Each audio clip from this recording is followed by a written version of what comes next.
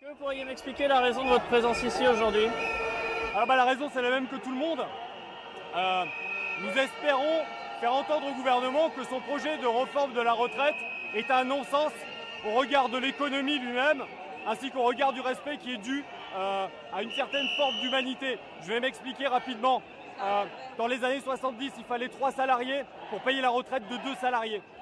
Aujourd'hui, le cheminement du PIB faisant et la productivité des salariés aidant, il faut plus que 2 salariés pour financer la retraite de 4 personnes, ce qui rend complètement incompréhensible le développement de cette réforme des retraites, qui crée d'ailleurs beaucoup de troubles et beaucoup d'inquiétudes au niveau de salariés qui n'ont absolument pas besoin de ça. Donc cette réforme est ridicule, elle ne s'inscrit dans aucune logique, si ce n'est une logique financière qui vise encore à aller taper du pognon dans la poche de gens qui en ont déjà trop donné. Voilà. Alors moi, je représente une corporation, je m'appelle Olivier, je suis le porte-parole du syndicat des navigants du groupe Air France. Cette corporation que je représente est une corporation qui a donné, sur les 15 dernières années, 25% de productivité supplémentaire. Donc c'est ce que je vous disais précédemment, on est déjà dans un process de productivité accrue. Selon les chiffres de l'INSEE, avec les chiffres les plus moins 10 ans, disons, on peut s'attendre à l'horizon 2035-2040 au doublement du PIB avec un nombre de salariés engagés sur leur poste de travail qui aura diminué. Donc cette réforme de retraite et cette volonté de vouloir piquer les 5 milliards de la CRPN qui ont été cotisés sou par des gens qui se tuent littéralement sur leur poste de travail, parce que c'est bien de ça dont on parle ici au niveau des navigants d'Air France, est inadmissible. Donc je vais vous expliquer vite fait, parce que ça paraît des mots un peu violents mais ils sont réels. Cette corporation des navigants, aujourd'hui, on lui propose d'augmenter sa durée de travail, c'est-à-dire de pousser jusqu'à 65 ans. Et puis Dieu sait là où ils s'arrêteront. Or aujourd'hui, ça n'est pas le cas et on voit déjà un certain nombre de stigmates au niveau de la santé de cette corporation qui est proprement inadmissible et indécent. Nous évoluons dans un milieu bien particulier qui est un milieu d'avion, dans lequel l'air respirable est saturé en produits qui sont des produits hautement cancérigènes, qui sont des perturbateurs endocriniens, qui impactent très directement la population féminine en particulier. C'est un peu le même problème auquel font face nos collègues infirmières, par exemple, parce que le personnel féminin a un process hormonal différent du personnel masculin et est très impacté par les horaires décalés, par tous ces produits de perturbateurs endocriniens qu'on respire dans l'avion, y compris par les radiations, puisqu'on vole à des niveaux de vol qui ne filtrent pas, l'atmosphère ne filtre pas suffisamment les radiations. Donc on a une population qui souffre énormément de cancer, énormément d'endométriose, de polyarthrite, etc.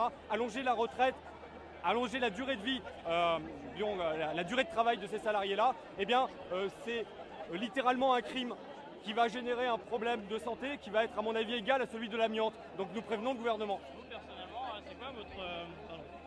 Vous personnellement, c'est quoi votre profession?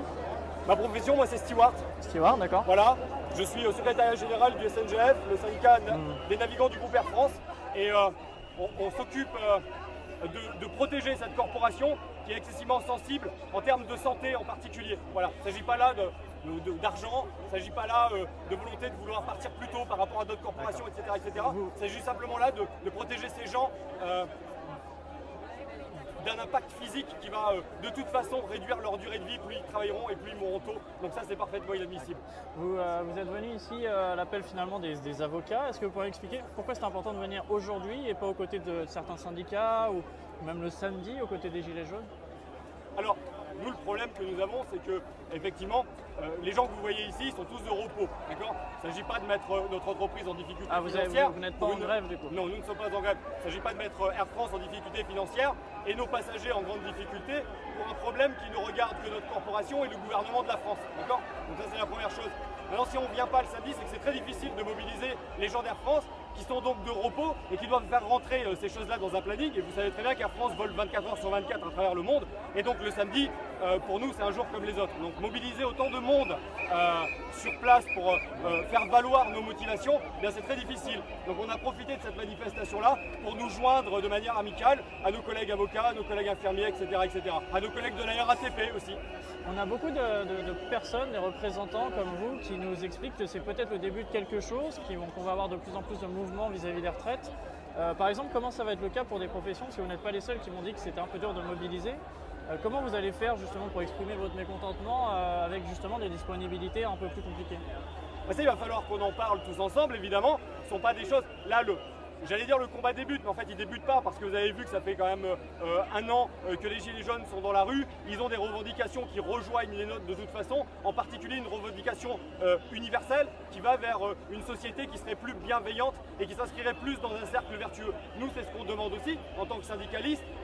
Il est inadmissible de voir que des millions d'années d'évolution mènent qu'à une seule chose, la mainmise de certaines personnes sur l'économie et la vie des gens, jusqu'à les martyriser de manière excessivement profonde en leur expliquant qu'ils ne profiteront jamais ni de leur famille ni du fruit de leur travail parce qu'ils vont devoir crever littéralement sur leur outil de travail.